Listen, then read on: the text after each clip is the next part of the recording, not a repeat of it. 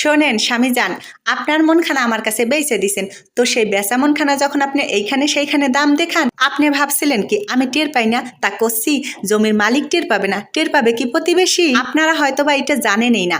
আপনাদের অবর্তমানে আমরা স্ত্রীরা স্বামী সম্পর্কে যতটা খোঁজ খবর রাখি, তা আমরা নিজেদের সম্পর্কেও রাখি না। তো বাহানা করিয়া কোনোই লাভ নাই, সব সময় স্ত্রীর সঙ্গে সত্যি কথা বলিবেন। তা যাই হোক, সকাল সকাল এককেলে লামসাম করে রান্না করে খাওয়াইয়ে তো তারে বিদায় করতে পারি না, কারণ জামাই খান তো আমার, সারাদিন আত্মাটা পূর্বে না তার জন্য। এটা আমরা সবাই কলম করতে পারি, কিন্তু এককেলে একটু ভিন্নভাবে আর নূতন স্টাইলে। এইখানে যে সকল উপকরণগুলো দেখালাম তা কলম শেষ না, এককেলে শেষ পর্যন্ত যাইয়ে তোমার একটা একটা করে কিন্তু উপকরণগুলো যোগ হবে। আমি একবারে দিলাম না। এখন তোমার সুন্দর দুইটা নয়ন দিয়ে দেখে রাখো, এককেলে মাঝখানে যাইয়ে বলে দিব অনেক কি কি নিলাম। লবণের বিষয়ে এককাল তড়িগড়ি করার যাব না। এই যে লবণটা দিলাম এই পর্যন্তই এনাফ, আর কোনো লবণ কিলাম দিতে হবে না, কারণ ভর্তা সবকিছু ভাজা ভাজা হবে, তো সেক্ষেত্রে লবণ অবশ্যই সাবধানতার সাথে ব্যবহার করিতে হইবে। এইখানে আমার অনেক অভিজ্ঞ বুনুরা বাইরে আছে, তারা কলাম কবে আনে মাঝখানে কি একটু হলুদ মাখানো যায় না? না রে ভালোবাসার মানুষগুলা, যায় না মাখানোই, কারণ হলুদ মাখানো মাছের যেই স্বাদ, হলুদ ছাড়া মাছের ভিন্ন একটা স্বাদ।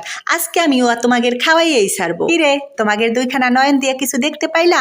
আমি কলাম এইখানে টমেটো ব্যবহার করলাম। এখনো কি তোমাদের ক্ষতি হবে আমি এইখানে কি কি ব্যবহার করলাম?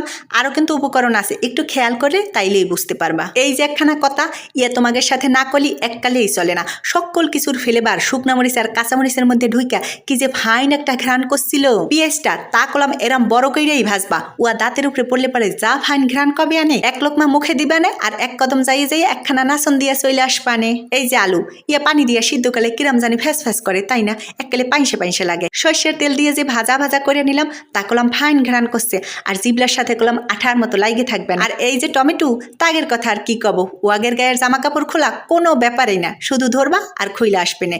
টমেটোটা যখন মাখাইলাম তখনও কিন্তু সেই ফাইন একটা ঘ্রাণ করছিল। এই যে মাটির হাড়ির মধ্যে উপকরণগুলো, ওয়াগের যন্ত্রণায় আমার লোক তো সামাই দেওয়ারই পারতেছি না। পেঁয়াজের গপসপ আর কত করব, তা তোমাদের আগে করছিলাম। আর রসুন তা তো মুমের মতো গইলে গেছে। এই যে তোমরা কি 500 কিলোমিটার দৌড় দিলে নাকি?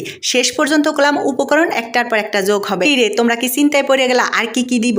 একটুও চিন্তা করো না, তোমার পাকের ঘরে তোমার মাথার উপরে উয়া সব সময় সেভ করা থাকে। দেখা শুইনা বুঝিয়া যদি জামাইরে বানাইয়া না খাওয়াতে পারো, তাইলে তো দোষ জামাইয়ের না, তাইলে তো সেই বেটা তার মনখানা এইখানে সেইখানে দাম দেখাতেই পারে। কোনো কিছুই বিনা যত্নে থাকে না, সব কিছুরই যত্ন করতে হয়। এইখানে কলাম আর দুইটা উপকরণ অ্যাড করব। হাড়ের মধ্যে সর্ষের তেল দিয়ে তার ভিতরে দিয়ে দেবো এই যে কালো সরিষা, আর এইখানে দিয়ে দিব কালো জিরা। এই দুইটার ফ্লেভার মৌ মৌ করবে না তোমার পাকের ঘরটা।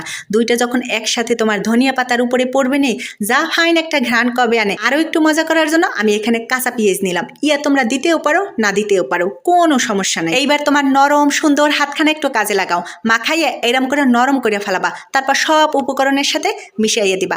কিরে বনু, তোমাদের বাড়ি কিরাম করে বানায় তা কলম অবশ্যই আমারে জানাবা। আর এইরম করে ভর্তা বানাইয়ে খাওয়াইয়ে জামাইরে অফিসে বিদায় করবা। আজকে আমি গেলাম, সবাইকে অনেক অনেক ধন্যবাদ।